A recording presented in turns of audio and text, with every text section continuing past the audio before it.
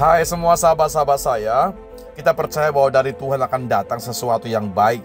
Kalau Anda bergantung kepada Tuhan, kalau kita melekatkan hati kita kepada Tuhan sebagai sumber, sebagai pokok itu, maka sesuatu yang baik, sesuatu yang mulia akan mengalir dari sorga buat hidup kita. Dalam hal ini adalah hikmat.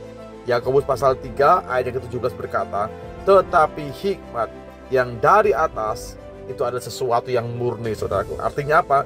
Yang gak tercemar dengan apapun juga, yang murni, yang holy, yang kudus. Karena di sana ada perdamaian, ya, di sana ada pendamai, di sana ada keramah tamahan, di sana ada menurut kehendak Tuhan, di sana ada hati-hati yang menurut dan mengakui bahwa Tuhan adalah sumber kehidupan. Di dalam Tuhan ada penuh belas kasihan, dan tentunya di sana juga ada buah-buah yang baik dan tidak memihak dan tidak munafik. Anda bisa perhatikan di sana, hikmat dari atas akan membawa kita kepada kemurnian. Yang pertama adalah kemurnian atau kesungguhan, kesucian. Jadi pastikan dalam kehidupan kita, segala sesuatu yang Anda lakukan, yang pergerakan kehidupan kita diwarnai dengan kemurnian hati, dengan kejujuran, dengan kasih yang murni yang datang dari Tuhan. Karena kasih yang murni itu akan membawa kepada situasi yang baik, yaitu apa? Perdamaian. Seringkali kita bisa mendengar tentang peperangan, tentang permusuhan, pertengkaran, percekcokan, saling membunuh, saling menghantam, saling melukai, dan saling menjatuhkan, saudaraku. Tapi hikmat Tuhan itu akan memberikan pendamaian buat kita. Sebab itu miliki pikiran Kristus, miliki hati Kristus yang adalah sumber damai buat kita. Ada keramah tamahan yang terjadi di sana. Kalau Anda melihat hari ini ada pertengkaran, ada percekcokan, bahkan ada suhu yang naik, ketegangan terjadi, pasti tidak ramah tamah. Artinya apa? Masing-masing punya pembenaran. Ada egois yang dibangun, ada kesombongan yang dibangun di sana. Dan itu bukan produk dari hikmat Tuhan, itu bukan produk dari Roh Kudus.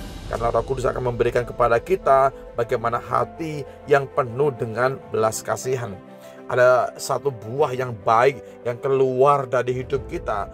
Ada sikap-sikap yang baik, ada tutur kata yang baik, ada respon yang baik, ada perlakuan yang baik yang kita bisa berikan kepada orang-orang di sekitar kita. Karena kita mengerti kebenaran itu. Dan buah yang berasal dari kebenaran ditaburkan di dalam damai untuk setiap kita yang mengadakan perdamaian. Jelas sekali bahwa gereja Tuhan hari-hari ini kita perlu mengembangkan ini. Kuncinya kembali ke poin tadi awal bahwa hikmat Tuhan, miliki hikmat Tuhan, miliki hati Tuhan, miliki karya Tuhan, bahkan miliki terus kebenaran Tuhan dalam hidup kita, sehingga kita akan mengalirkan. Ada belas kasihan di sana, ada cinta yang bergulung-gulung di sana, bahkan ada kasih yang bersumber dari Tuhan, lalu kita bisa refleksikan dalam kehidupan kita hari lepas hari. Bapak Ibu saya kasihi, mari bersama-sama lah. Semua kita belajar. Tidak ada di antara kita mungkin sempurna, lalu kita nggak mau lagi belajar akan firman Tuhan. Setiap kita perlu belajar kembali dari firman Tuhan, karena firman ini cermin buat kita. Kita bisa berkaca, apakah saya peramah? Apakah saya cinta damai?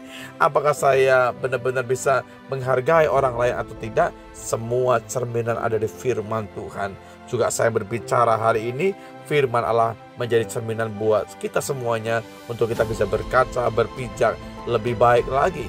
Kita berdoa kepada Tuhan, kiranya Tuhan benar-benar mau mengoreksi kehidupan kita.